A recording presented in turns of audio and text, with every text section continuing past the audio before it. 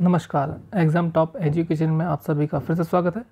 आज हम फिर से आपके लिए एक और चैप्टर का पाठ लेकर आए हैं जिसका चैप्टर का नाम है ज्योग्राफी संसाधन एवं विकास।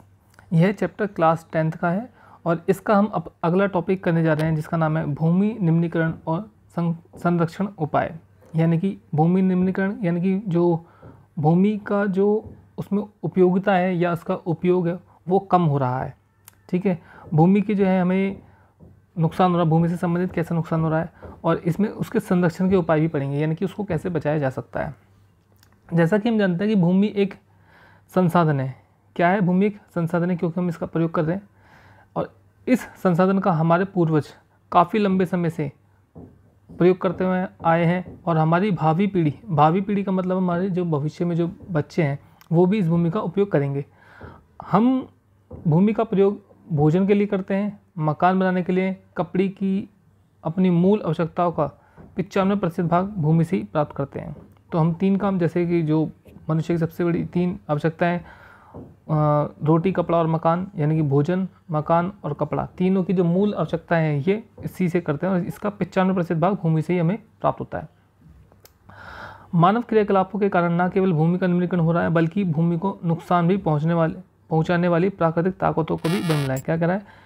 जो मानव क्रियाकलाप करता है यानी कि मानव द्वारा जो कार्य किए जा रहे हैं उनसे क्या हो रहा है? भूमि का निम्नीकरण हो रहा है। भूमि का निम्नीकरण का मतलब भूमि को बहुत ज़्यादा हानि हो रही है, ठीक है, नुकसान पहुंच रहा है।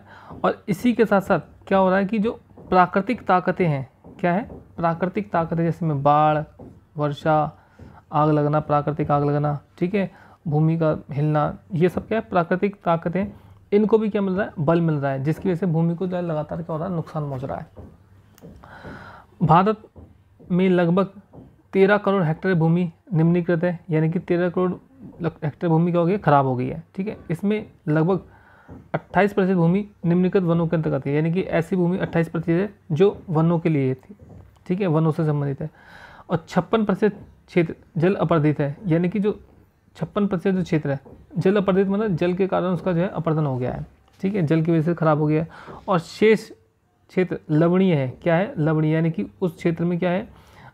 एसिड जो ज़मीन है वहाँ पर एसिडिटी आ गई ज़मीन के अंदर, या फिर वो ज़मीन कैसी हो गई? क्षारीय हो गई, जिसकी वजह से वहाँ पे खेती नहीं हो पा रही है।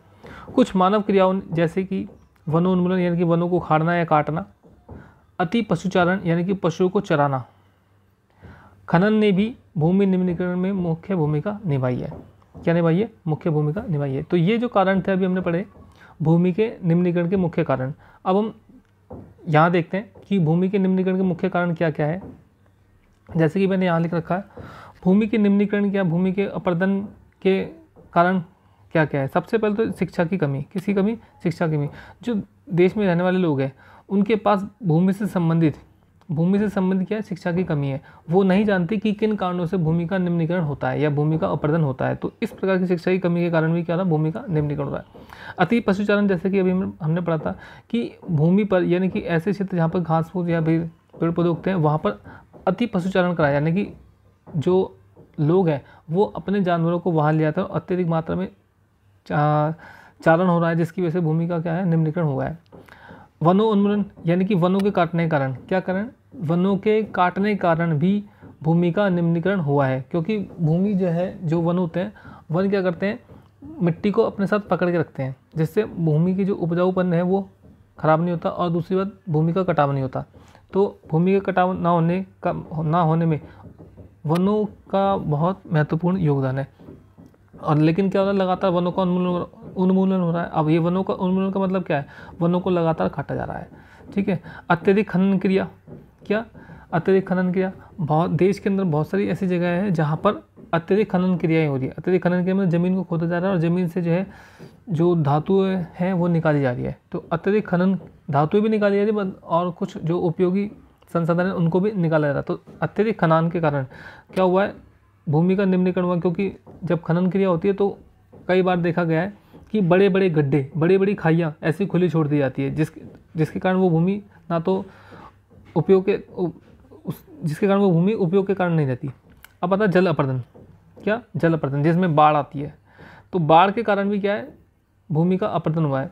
अब जल के कारण क्या, जो भूमि है उसकी लवणता भी बढ़ गई है, क्या बढ़ी है, लवणता बढ़ी है और क्षारीयता में भी बढ़ोतरी हुई है, जिसके कारण भूमि जो है खराब हो गई है और उपयोग करने लायक नहीं बची है। अत्यधिक रसायनों का प्रयोग, किसान लोग क्या करते हैं या खेती करने वाले लोग क्या करते हैं, खेती की पैदावार को बढ़ाने के लिए अत्यधिक रसायनों का प्रयोग करते हैं। क्या करते हैं, अत्यधिक रसायनों का प्रयोग, और रसायनों का प्रयोग करने के कारण जो भूमि की उपजाऊपन है उसमें क्या आई है, कमी आई है। तो अत्यधिक रसायनों के कारण भी क्या है, भूमि का निम्नीकरण हुआ है। भूमि का लंबे समय से प्रयोग हो रहा है। अब देखो, हमने जैसे कि हमने शुरुआत में पढ़ा था कि हमारे पूर्वज एक लंबे समय से भूमि का प्रयोग कर रहे हैं।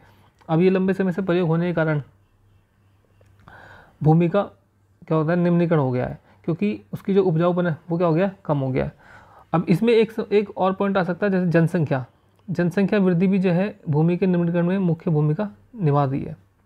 क्या, जनसंख्या वृद्धि, क्योंकि अगर जनसंख्या वृद्धि नहीं होगी या जनसंख्या वृद्धि इतनी तेज़ी से नहीं होती तो ये जो सारे ऊपर के जो कितने भी जो कारण रहे हैं ये सारे नहीं होते, क्योंकि ना तो अत्यधिक रसायनों का प्रयोग होता, क्योंकि अत्यधिक रसायनों का प्रयोग किस लिए करता है किसान, अपनी पैदावार बढ़ाने के लिए, और पैदावार बढ़ेगी तो उसके पास पैसा आएगा, और ये पैदावार बढ़ाने की जिम्मेवारी किसानों पर है। क्यों, क्योंकि अत्यधिक जनसंख्या बढ़ गई है। ठीक है, आगे पॉइंट पढ़ते हैं। भूमि संबंधी सरकारी नीतियों का अभाव, जो सरकारी नीतियाँ हैं भूमि से संबंधित वो भी क्या है, कम है। देश के अंदर भूमि संबंधी सरकारी नीतियों की कमी के कारण भी क्या है, मृदा अपरदन को बढ़ावा मिला है, क्योंकि सरकार द्वारा कोई विशेष कार्य भूमि निम्नीकरण के लिए नहीं की गई, यानी कि भूमि को जो उपजाऊ के लिए या फिर भूमि को सुधारने के लिए कोई विशेष कार्य नहीं किए गए, जिसकी वजह से क्या है, भूमि का निम्नीकरण हुआ है। मृदा की जल सोखने की क्षमता में कमी, अब क्या कह रहा है कि जो मृदा है यानी कि ज़मीनें या भूमि है उसकी जो जल सोखने की क्षमता है उसमें क्या आ गई, कमी आ गई। अब वो कमी किसके कारण आ गई, जैसे धूल के कण है, धूल के क्या होते हैं, कण होते हैं। धूल के कण जैसे हम अभी खदान वगैरह करते हैं, मतलब कोई खदान खोदी जाती है उसमें से जो है स्लेटें निकलती है, चूना पत्थर निकलता है, तो वो चूना उड़ उड़ के ज़मीन पर क्या होता है, डिपॉजिट हो जाता है, यानी कि जमा हो जाता है। जमा होने के कारण अब जो जमा हो गया तो भूमि के अंदर क्या पानी नहीं जा पाएगा अंदर, तो जिसकी वजह से भूमि की जल सोखने की क्षमता में क्या आ गई, कमी आ गई, और कमी हुई है तो क्या है, भूमि का जो उपजाऊपन है उसमें कमी आई है। तो यही कारण है कि भूमि का निम्नीकरण हुआ है। अब आ रहा है उद्योगों से निकलने वाला प्रदूषण। हमने देखा है कि देश के अंदर औद्योगिकरण को बढ़ावा दिया गया है। अब देश के अंदर औद्योगिकरण को जब बढ़ावा दिया गया तो बढ़ावा देने के कारण क्या हुआ, अत्यधिक मात्रा में वस्तु का उत्पादन होने लगा है। अब उद्योगों में क्या वस्तु का उत्पादन होता है, जिसके लिए बड़े बड़े खतरनाक केमिकलों का इस्तेमाल किया जाता है। तो खतरनाक केमिकलों का इस्तेमाल करने के कारण प्रदूषण क्रिएट होता है, और ये प्रदूषण क्या सीधा कहाँ जाता है, ज़मीन पर जाता है। तो ज़मीन पर जाने के कारण क्या, भूमि में क्षारीय प्रवृत्ति आ गई, लवणता आ गई है, और भूमि का निम्नीकरण बढ़ गया है।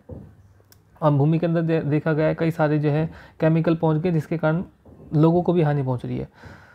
जनसंख्या वृद्धि, जैसे कि मैंने पॉइंट आपको बता दिया। तो ये सभी कारण क्या रहे हैं, ये सभी कारण भूमि के निम्नीकरण के रहे हैं। ये बहुत ही इंपॉर्टेंट कारण है, और मुझे लगता है कि ये क्वेश्चन 101% जो है आपकी परीक्षा में आने वाला है।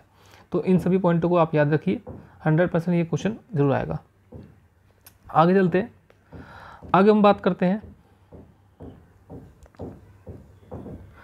तो यहाँ से शुरू करते हैं। पिछले कुछ वर्षों से देश के विभिन्न भागों में औद्योगिक जल निकास से बाहर आने वाला अपशिष्ट पदार्थ भूमि और जल प्रदूषण का मुख्य स्रोत का रहा है। ये क्या कह रहा है, औद्योगिक यानी कि उद्योगों से क्या निकल रहा है, जल निकल रहा है, और ये जल कैसा, अपशिष्ट पदार्थ वाला, यानी कि ऐसा जल है जो अपशिष्ट पदार्थों के साथ मिला हुआ है, और ये क्या है, भूमि पर आ रहा है, और किसमें मिल रहा है, समुद्र वगैरह, नदियों वगैरह में मिल रहा है, जिसके कारण जल प्रदूषण तो बड़ा साथ में भूमि प्रदूषण भी बढ़ा है। ठीक है, भूमि निम्नीकरण की समस्या को सुलझाने के कई तरीके हैं, जैसे बताया गया वन रोपण, यानी कि वनों को उगाया जाए, चारागाहों का उचित प्रबंधन। अब चारागाहों का उचित प्रबंधन का मतलब यह है कि जो संसाधन, जो आप हमारे पास अपने जो पशुधन है, हमारे पास जो पशुधन है उसके लिए चारागाहों का उचित प्रबंधन किया जाए।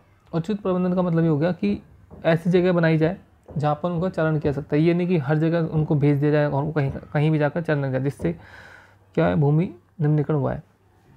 अब इसमें बोला कि इसमें कुछ हद तक मदद कर सकते हैं चारागाहों का उचित प्रबंधन और वन रोपण, इसमें मदद कर सकते हैं। किसमें, भूमि के निम्नीकरण की समस्या को सुलझाने में। पेड़ों की रक्षक मेखला, यानी कि शेल्टर बेल्ट बना दी जाए। अभी पेड़ रक्षक मेखला क्या मतलब, ये लगातार कंटिन्यू पेड़ उगा दिए ऐसे करके, ठीक है, तो ये शेल्टर बेल्ट हो गई। पशुचारण नियंत्रण और रेतीले टीलों का कांटेदार झाड़ियाँ लगाकर स्थिर बनाने की प्रक्रिया से भी भूमि कटाव की रोकथाम शुष्क क्षेत्रों में की जा सकती है। ये शुष्क क्षेत्र यानी कि जो गर्म क्षेत्र होते हैं उनमें, ठीक है। तो रेतीले टीलों का को कांटेदार झाड़ियाँ लगाकर, यानी कि जो रेतीले टीले होते हैं उनमें क्या लगा जाए, कांटेदार झाड़ियाँ लगा दी जाए। अब कांटेदार झाड़ियाँ लगेगी तो उसमें जो हवा आएगी तो सारा का सारा जो रेत वगैरह होगा वो सारा पेड़ से टकरा कर वहीं गिर जाएगा, ठीक है। तो इससे क्या होगा, और दूसरी बात कि जो झाड़ियाँ होगी वो ज़मीन को अपने जो रेत है उसको क्या करेगी, अपने साथ बांधे रखेगी, जिसकी वजह से जो है निम्नीकरण नहीं होगा। बंजर भूमि का उचित प्रबंधन किया जाए। क्या किया जाए, बंजर भूमि का उचित प्रबंधन किया जाए। उचित प्रबंधन का मतलब उसको सही तरीके से इस्तेमाल किया। हमारे देश में बंजर भूमि का अधिक मात्रा में, तो उस भूमि का उचित प्रबंधन किया, उचित प्रबंधन उसको सही तरीके से प्रयोग किया जाए। यानी कि कई बार हमने देखा गया कि हमें कई बार कुछ कार्य करने के लिए या उद्योग को बनाने के लिए या कुछ ऐसे इंपॉर्टेंट कार्य करने के लिए जो उपजाऊ भूमि होती है उसको ख़त्म करना पड़ता है। तो उसको ख़त्म करने की बजाय हमें बंजर भूमि का इस्तेमाल करना चाहिए। किसका इस्तेमाल करना चाहिए, बंजर भूमि का। बंजर भूमि का इस्तेमाल करेंगे तो ऐसा करने से क्या होगा, जो उपजाऊ भूमि है वो बच जाएगी और बंजर भूमि का क्या हो जाएगा, इस्तेमाल हो जाएगा। अब खनन नियंत्रण, यानी कि जो खनन कार्य होते हैं उनको नियंत्रित किया जाए। क्या किया जाए, नियंत्रित किया जाए। और औद्योगिक जल को परिष्करण के पश्चात विसर्जित करके जल और भूमि प्रदूषण को रोका जा सकता है। यह क्या कह रहा है, ये कह रहा है कि जो उद्योगों से जो जल निकलता है, प्रदूषित जल निकलता है, उसको साफ़ किया जाए। क्या किया जाए, परिष्कृत किया जाए, यानी कि साफ़ किया जाए। उसके बाद ही उसका विसर्जन किया जाए। उसको क्या किया जाए, विसर्जन। विसर्जन मतलब छोड़ा जाए बाहर। जब ऐसा होगा तो उससे क्या होगा, भूमि प्रदूषण भी नहीं होगा और जल प्रदूषण भी नहीं होगा। इससे संबंधित मैंने कुछ और भी लिखा है, वो ये है कि इसमें बोला गया है कि भूमि निम्नीकरण समाधान, यानी कि जो भूमि का जो निम्नीकरण होता है उसके समाधान के लिए हम क्या क्या कार्य कर सकते हैं। सबसे पहले पशुचारण का प्रबंधन किया जाए, यानी कि पशुचारण को उचित तरीके से किया जाए, यानी कि ऐसे क्षेत्रों में भेजा जहाँ पे जो है उपजाऊ भूमि ना हो, और दूसरी जो है मतलब ऐसे क्षेत्र जहाँ पे जिस भूमि का कोई इस्तेमाल नहीं किया जाना। दूसरा है शिक्षा को बढ़ावा दी जाए। किसको बढ़ावा दिया, शिक्षा, क्योंकि अगर लोगों के पास शिक्षा होगी, जानकारी होगी तो वो ऐसे कार्य नहीं करेंगे जिससे भूमि का निम्नीकरण हो। तीसरा बताया कठोर कानूनों को बढ़ावा दिया जाए। देश के अंदर देखो कानूनों का बहुत बड़ा योगदान होता है, तो किसी भी चीज़ के संरक्षण के लिए ज़रूरी है कि वहाँ पे क्या कानून बनाया जाए। और कानून कैसे बनाया जाए, कठोर कानून बनाया जाए जिसमें जो है सज़ा हो, ठीक है, और जो मुआवजा हो, मुआवजा जो हो वो अधिक हो। जब मुआवजा और सज़ा अधिक होगी तो लोग बाग ऐसे कार्य नहीं करेंगे जिससे भूमि का निम्नीकरण हो या भूमि को नुकसान होगा। नेक्स्ट बताया वन रोपण, यानी कि वनों को बढ़ावा देकर, बांध बनाकर, क्या करके बांध बनाकर भी जो है हम भूमि के निम्नीकरण को भी रोक सकते हैं। क्योंकि बांध क्या होता है, जब बांध बन जाएंगे तो जो पानी जो आ रहा होगा बहकर वो अधिक पूरे क्षेत्र में नहीं फैल पाएगा। पूरे क्षेत्र पर नहीं फैलेगा तो जो वहाँ का जो एरिया है वो खराब होने से बच जाएगा। बाड़ लगाकर भी जो है भूमि निम्नीकरण को रोका जा सकता है। सिंचाई की सही तकनीक, क्या कह रहा है कि सिंचाई की सही तकनीक का इस्तेमाल किया जाएगा तो उससे भी भूमि निम्नीकरण को रोका जा सकता है। क्योंकि कई बार हमने देखा कि जो है नदियों का पानी लाकर उसमें जो है छोड़ दिया जाता है, जिससे कि काफ़ी सारी भूमि जो है, काफ़ी सारी जो मृदा होती है वो पानी के साथ बहकर आगे निकल जाती है, जिससे क्या भूमि का कटाव होता है।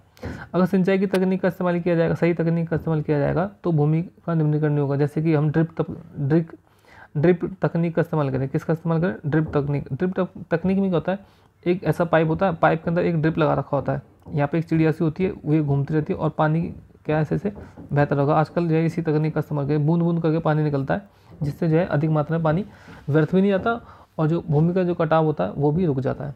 और सबसे बड़ा क्या है, अवैध खनन को रोका जाए। किसको रोका जाए, अवैध खनन। क्योंकि देश के अंदर देखा गया है कि कई अधिक मात्रा में क्या हो रहा है, अवैध खनन हो रहा है, और अवैध खनन होने की वजह से भी जो है भूमि का कटाव हो रहा है या निम्नीकरण हो रहा है। तो इसलिए इनको रोका जाए।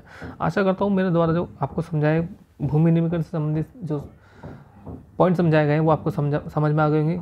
तो मैं आप लोगों से सभी से प्रार्थना करूँगा, प्लीज़ चैनल को जरूर सब्सक्राइब कीजिए, अपने दोस्तों के साथ जरूर शेयर कीजिए, वीडियो को जरूर लाइक कीजिए। धन्यवाद।